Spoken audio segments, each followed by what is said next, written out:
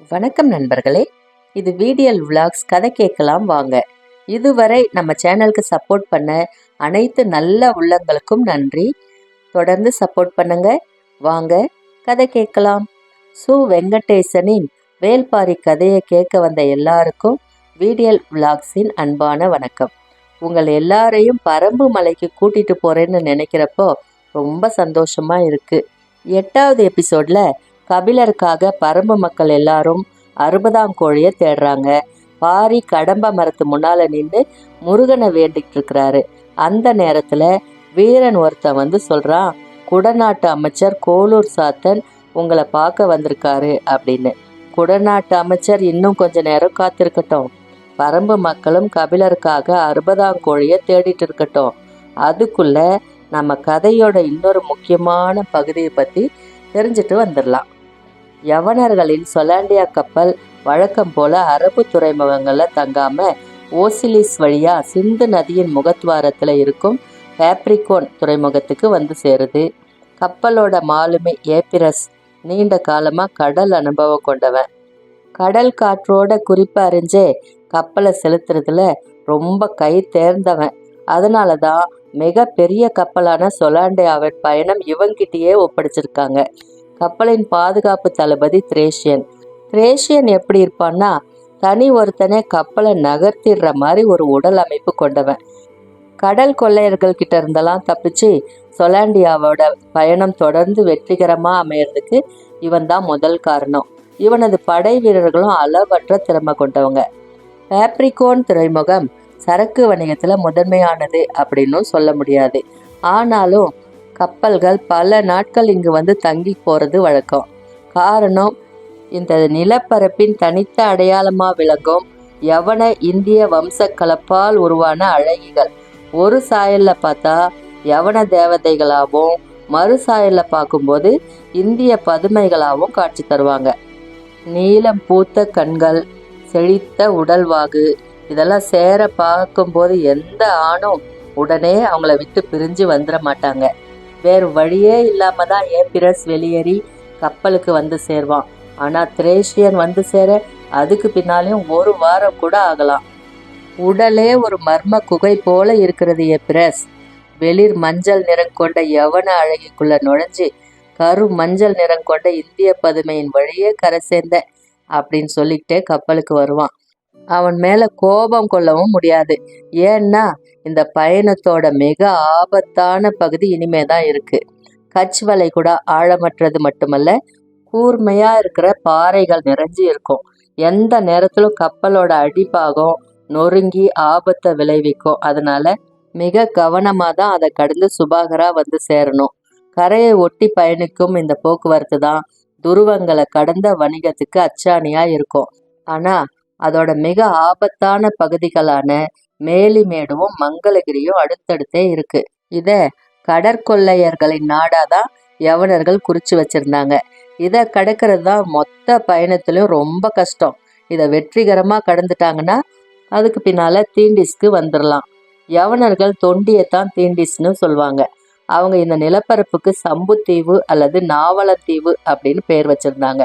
நாவல் மரங்கள் அதிகமா இருக்கிறனால இந்த பேரு. இந்த நிலப்பரப்பு நார் சதுர வடிவில் இருக்கும். இதுல 65 ஆறுகளும் 118 நாடுகளும் இருக்கும். இந்த நார் சதுரத்தின் ஒரு முனை திரும்புற இடம்தான் தொண்டி. இங்கு வந்துட்டா அதுக்கு பின்னால மிக பாதுகாப்பான பயணம்தான். அது மட்டுமில்ல, இந்த நெடும் பயணத்துல கூட முக்கிய வணிகமே இனிமேதான் இருக்கு. நார் சதுரத்தின் முதல் முனையான தொண்டியை விட்டு திரும்பும் கப்பல்கள் அடுத்து முசிறியே அடையும். அதுக்கு பின்னால குமரியே அடையும். அங்கு இருந்து வைப்பூருக்கு போகும். கடைசியா புகாருக்கு வந்து சேரும். கப்பலோட பெரும்பாலான பொருட்களை இறக்கி ஏற்றப்பட்டு கப்பல்கள் மீண்டும் யவனத்தை நோக்கி பயணத்தை தொடங்கும். சொலாண்டியா கப்பல் நற்பகல்ல தொண்டி துறைமுகத்துக்குள்ள நுழையுது. பிரம்மாண்டமான கப்பலின் வருகை மிக தூரத்துல இருந்தே தெரிஞ்சிருது. பாய்மரத்தின் உப்பிய வயிறு விலை மதிப்பில்லாத வணிகத்தை சுமந்துட்டு வர ஒரு தேவதையை போல, யவன தேவதையை போல சொலாண்டியா வந்து நிற்கும். கடல் காகங்களோட கரைச்சல் அலையின் இறைச்சலையும் மிஞ்சி கொண்டிருக்க ஏபிரஸ் நங்கூரத்தை இறக்க கட்டளையிடுறான். சேரர் குலம் 2ஆ பிரிஞ்சு ரொம்ப நாள் ஆயிடுச்சு. முன்னவன் உதியன் பரம்பரை அப்படின்னு சொல்லுவாங்க. வஞ்சிய தலைநகராக்கி கொண்டு முசிறிய துறைமுக பட்டணமா அமைச்சு அவன் ஆட்சி நடத்தினான். அவனது நாடு குட்டநாடு அப்படின்னு சொல்லுவாங்க. பின்னவன் அந்துவன் பரம்பரை அப்படின்னு சொல்லுவாங்க. மாந்தைய தலைநகராக கொண்டு தொண்டியை துறைமுக பட்டணமாக அமைச்சு ஆட்சி நடத்தினான். அவனது நாடு குடநாடு அப்படின்னு சொல்லுவாங்க. 2 பேருமே சேரனோட கொடி வழிக்கு உரிமையானவங்க. உதியன் மரபில் இப்பொழுது குட்டநாட்டை ஆட்சி செய்யறவன் உதியஞ்சேரல். இவனது தம்பி கொடுங்கோன் வாழியாதன். ஆனா இவன் அரசு அதிகாரத்துல விருப்பமே இல்லாம இருந்தான். அந்துவன் மரபுல இப்போ குடநாட்டை ஆட்சி செய்யறவன் குடவர்கோ. அவனோட உடன் பிறந்தவங்க யாருமே இல்லை. கடற்கரை மாளிகையில ஓய்வெடுத்துட்டு இருக்கிறான் ஏபிரஸ். வழக்கம் போல பவள கற்களும் ரச கண்ணாடிகளும் மது புட்டிகளும் இறக்கி கொண்டிருக்கிறாங்க. அதுக்கு மாத்தா துறைமுகத்திலிருந்து ஏற்றப்பட வேண்டிய பொருட்கள் மிளகு, உதிரை வேங்க மரத்தின் பட்டைகள் தான். குடநாட்டில் மிளகு விளையிற பகுதி ரொம்ப குறைவாக தான் இருந்துச்சு. அதனால அந்த கடற்கரையில் ஒரு சில திரளி மரப்படகுகளே நிற்குது. உதிரை வேங்கப்பட்டை மிகுந்த மருத்துவ குணம் கொண்டது தான். அதை யவனர்கள் கண்டிப்பாக வாங்குவாங்க. இரு பொருட்களையும் சேர்த்தாலும் இங்கே நடக்கிற வணிகத்தின் மதிப்பு ரொம்ப குறைவு தான். அதனால வேகமாக சரக்கை இறக்கிட்டு போகிறதுலேயே தான் மாலுமிகளும் உடன் வந்துள்ள வணிகர்களும் தீவிரமாக இருப்பாங்க. பொருட்கள் எல்லாம் இறக்கப்பட்டு விட்ட செய்தி கிடைச்சதும் ஏபிரஸ் மாளிகையிலிருந்து புறப்பட தயாரானான். அப்போ மாளிகைக்கு வந்தான் குடநாட்டு அமைச்சன் கோலூர் சாத்தன். தளபதிக்குரிய உடல் அமைப்பும் அமைச்சனுக்குரிய அறிவுக்குரியும் ஒருங்கே அமைய பெற்றவன். யவனத்தோட குடநாட்டு வணிகத்தை முதல் நிலைக்கு கொண்டு வரணும் அப்படின்ற ஒரு முனைப்போட இருப்பவன். அவன் கூட இன்னும் 2 வணிகர்களும் வந்திருக்காங்க. திரேஷியன் அவனோட கப்பலை நோக்கி வரான். அவனுடைய வீரர்கள் தளபதிக்கு உரிய ஆயுத மரியாதையை செஞ்சு அவனை கப்பலுக்குள்ள வரவேற்கிறாங்க. உள்ள வந்த பிறகுதான் அவனுக்கு தெரியுது ஏபிரஸ் இன்னும் வரல அப்படின்னு. எப்பவும் எனக்கு முன்னாலே வந்துருவானே, ஏன் வரல அப்படின்னு கேட்குறான். அதுக்கு பதில் யாருக்குமே தெரியல. குடநாட்டு அழகிகளால காலதாமதம் ஏற்படுறதுக்கு வாய்ப்பே இல்லையே அப்படின்னு நினச்சிக்கிட்டே அவனோட மாளிகையை நோக்கி திரேஷியன் நடந்து போகிறான். வீரர்களும் கூடவே போகிறாங்க. காவலாளி கதவை திறக்க மாளிகையின் உள்ள நுழையிறான் திரேஷியன். வெறும் வியப்பில் ஆழ்ந்து போய் ஏபிரஸ் அமர்ந்திருக்கிறத பார்க்குறான். அவனது எதிர் இருக்கையில கோலூர் சாத்தனும் வணிகர்கள் 2 பேரும் உட்கார்ந்துருக்காங்க. நடுவுல இருந்த ஒரு பலகை மேல தங்கத்தாலான வட்ட தட்டுல கொல்லிக்காட்டு விதைகள் வைக்கப்பட்டிருக்கு. புகார் சென்று திரும்புவதற்குள் நீங்கள் சேகரித்து வையுங்கள், இதுக்கு என்ன விலை கொடுக்கவும் நாங்கள் தயார் அப்படின்னு அவங்க கிட்ட சொல்லிட்டு எழுந்தான் ஏபிரஸ். கப்பலை நோக்கி அவனும் திரேஷியனும் பேசிக்கிட்டே நடந்து போறாங்க. ஏபிரஸ் சொன்னா, ஒரு வேளை இந்த வணிகம் கை கூடிருச்சுன்னா மற்ற 3 துறைமுகங்களையும் வணிகத்துல விஞ்சிடலாம். அது மட்டும் இல்ல, நாம தான் யவனத்தோட மந்திர ஆற்றல் மிக்க மனிதர்களாக மாறிக்கலாம் அப்படின்னு சொல்லிக்கிட்டே போயிட்டு இருக்கிறாங்க. அதே நேரத்துல பரம்பு மலையில என்ன நடக்குதுன்னு பார்க்கலாம். முருகனை வழிபட்டு திரும்புறாரு பாரி. அந்த நேரத்துல குடநாட்டு அமைச்சன் கோலூர் சாத்தன் வந்திருக்கிற செய்தி சொல்லப்படுது. பாரி மாளிகையை நோக்கி போறான். அவரோடைய முடியனும் தேக்கனும் வராங்க. சேர குலத்தோட அந்துவன் பரம்பரை மீது மட்டும் பரம்பு நாட்டுக்கு சிறு மதிப்பு இருக்கு. அதனால தான் அவர்களை அழைச்சிட்டு வர ஒப்புதல் கொடுக்குறாரு. கபிலர் வந்திருக்கிறதால எவ்வியூரே கொண்டாட்டத்துல திளைச்சி கொண்டிருக்கிற நேரம் அது. அந்த நேரத்துல பாரியோட மனசு முழுக்க ஒரே சந்தோஷம். 60ஆம் கோழி இன்னும் கிடைக்கவே இல்லையே அப்படின்ற ஒரு கவலை மட்டும் மனசுல ஒரு ஓரத்துல இருக்கு. அதுவும் எந்த நேரத்திலும் சரியாயிடும் அப்படின்னு நினைக்கிறாரு. மாளிகைக்குள்ள நுழையிறப்பவே பாரியோட முகம் மலர்ந்து சிரிச்ச முகத்தோட உள்ள வராரு. அதை பார்த்த உடனே கோலூர் சாத்தன் என்ன நினைக்கிறாருன்னா, பாரி ரொம்ப சந்தோஷமா இருக்கிறாரு, அதனால நம்ம வந்த வேலை நல்லபடியா முடியும் அப்படின்னு ஒரு நம்பிக்கையோட அவங்க கொண்டு வந்த பரிசு பொருட்களை எல்லாம் பாரி உட்கார்ற இருக்கைக்கு முன்னால பரப்பி வச்சிருக்கான். யவனத்திலிருந்து வாங்கப்பட்ட ரச கண்ணாடி நடுவுல வச்சிருக்கான். கண்ணாடியோட மேல 2 யவன அழகிகளின் உருவங்களை அழகா மரத்துல செதுக்கி இருக்காங்க.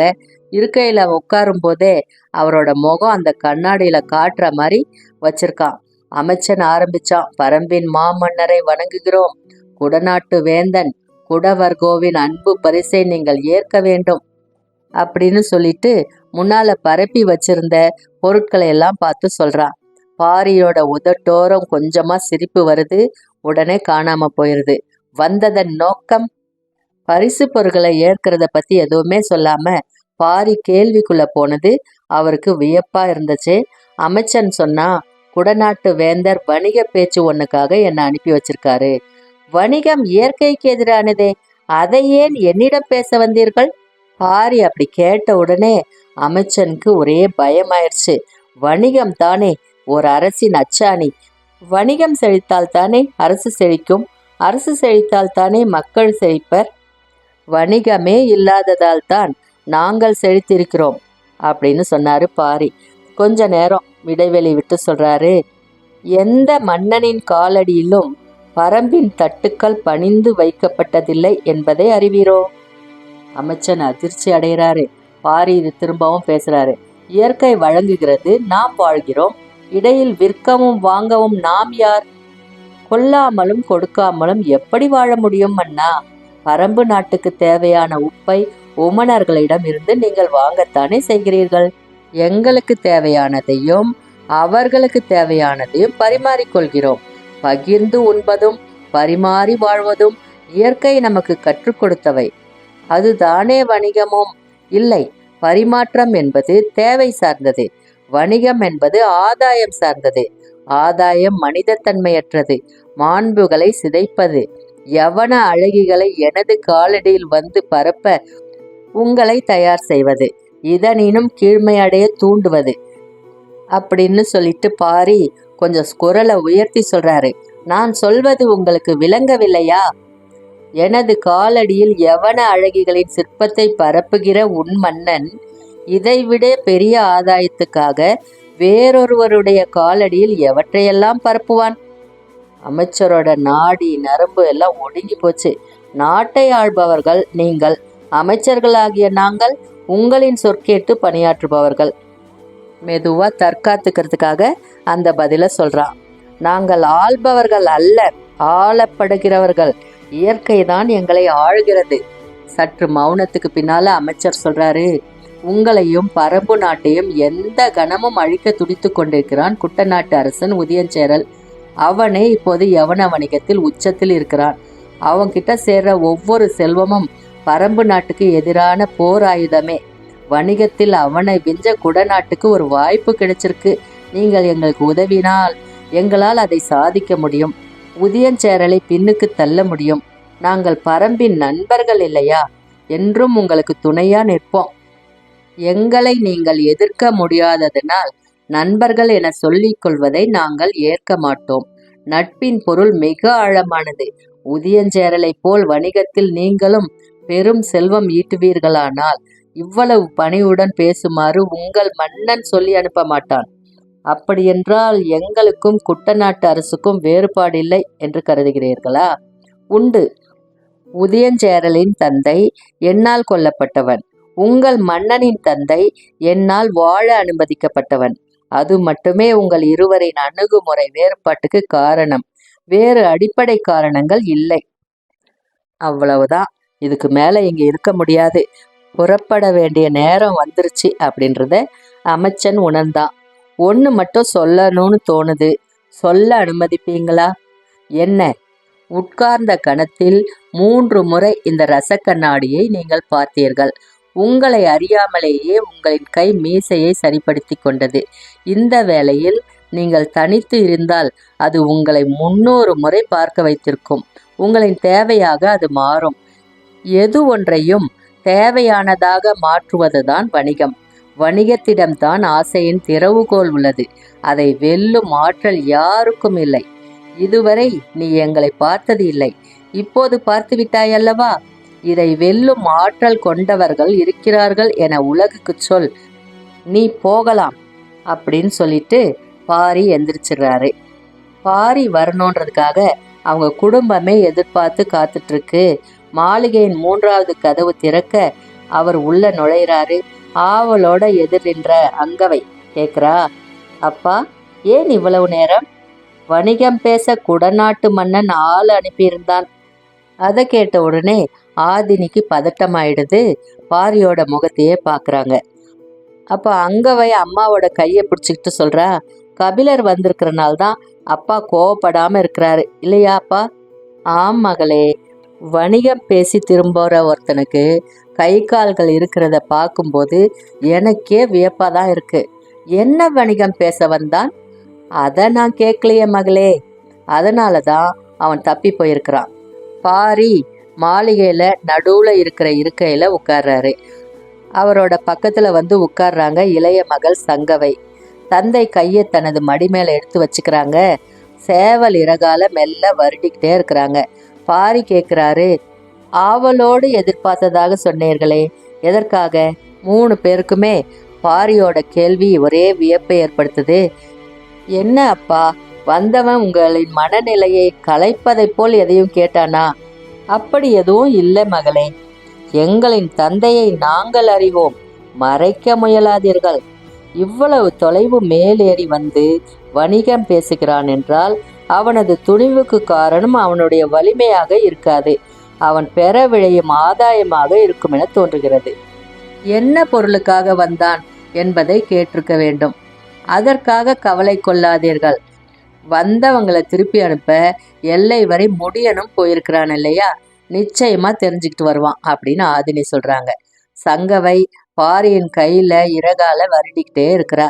என்ன மகளே, தந்தைக்கு வருடி கொடுக்கிறாய்? ஆம் தந்தையே, சேவல் இறகால் வருடினால் சுகமாக இருக்கும் இல்லையா, அதனாலதான். மயில் இறகுதான் வருடுவதற்கு ஏற்றது, ஆனால் இந்த இறகு தானே உங்களுக்கு பிடிக்கும் என சொன்னவள் தந்தையின் முகம் பார்த்து சொல்றா, இது சேவலின் இறகு, ஆனால் கோழியினுடையது. அப்பதான் பாரிக்கு புரியுது. 60ஆம் கோழி கிடைத்து விட்டதா அப்படின்னு கத்திக்கிட்டே மகள்களை வாரி அணைச்சுக்கிறாரு பாரி. இந்த நேரத்துல கோளூர் சாத்தன் என்ன ஆனாருன்னு பார்க்கலாமா? எல்லையை கடக்க சிறிது தொலைவே இருந்துச்சு. கோளூர் சாத்தன் குழுவினரோட முடியனும் பரம்பு வீரர்கள் கொஞ்சம் பேரும் போயிட்டு இருந்தாங்க. முன்னால போயிட்டு இருந்த முடியனோட இடுப்புல ஒரு பக்கம் வாள், மறுபக்கம் கொம்பும் தொங்கிட்டு இருக்கு. அதை பார்த்துக்கிட்டே வந்துட்டு இருக்கிறான் கோளூர் சாத்தன். விரி ஈட்டி, கேடயம், சூரிவாள், அந்த மாதிரி எவ்வளவோ ஆயுதங்கள் உருவாயிருச்சு. இன்னும் இடுப்புல கொம்ப கட்டிக்கிட்டு அலையிற இந்த மலைவாழ் கூட்டத்துக்கு வணிகத்தின் பயனை எப்படி புரிய வைக்கிறது அப்படின்னு கோளூர் சாத்தன் மனசுக்குள்ளேயே நினைச்சுக்கிட்டே வந்துகிட்டு இருக்கிறான். முன்னால போயிட்டு இருந்த முடியன் கேட்கிறான், என்ன பொருளுக்காக வணிகம் பேச வந்தீர்கள்? கோளூர் சாத்தனின் முகம் மலர தொடங்குது. தனக்குள்ள இருக்கிற அதே வணிக எண்ணம் தான் இவனுக்குள்ளேயும் ஓடிட்டு இருக்கு போல. அந்த ஆர்வத்துல தான் கேட்குறான். இதையே ஊதி பெருசாக்கிடலாம், இன்னைக்கு இல்லாட்டியும் பின்னால உதவும் அப்படின்னு நினச்சிக்கிட்டே அவன் கூட வந்த வணிகனை பார்த்து கையசைக்கிறான். அதுல ஒருத்தன் தன்னோட இடுப்புல முடிச்சு வச்சிருந்த கொல்லிக்காட்டு விதையை எடுத்து கொடுக்குறான். அதை வாங்கி பார்த்த முடியனோட கை நடுங்குது. அவரோட கண்களையே அவரால் நம்ப முடியல.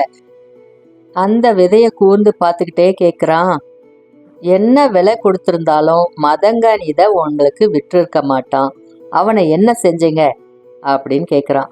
கோளூர் சாத்தன் அசட்டு சிரிப்பு சிரிச்சுக்கிட்டே கேட்குறான், உனக்கு என்ன வேண்டும் கேள்.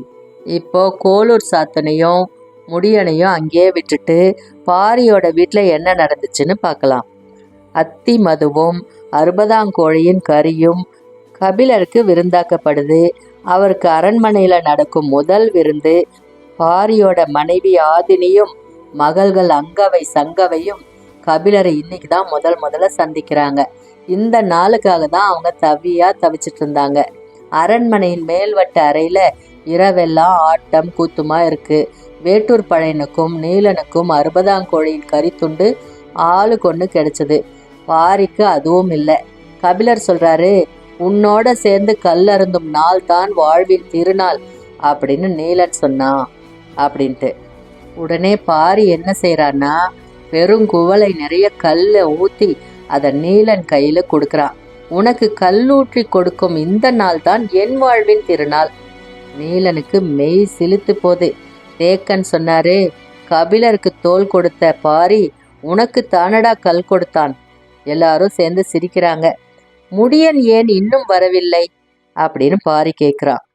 பரம்பு நாட்டின் வட எல்லையில குடநாட்டுக்கு உள் நுழையிற இடத்துல தோல்ல இருந்து பொங்குற குருதிய மறு கையால பொத்தியவாறு கதறிக்கிட்டே ஓடினாங்க கோளூர் சாத்தனும் இரு வணிகர்களும்.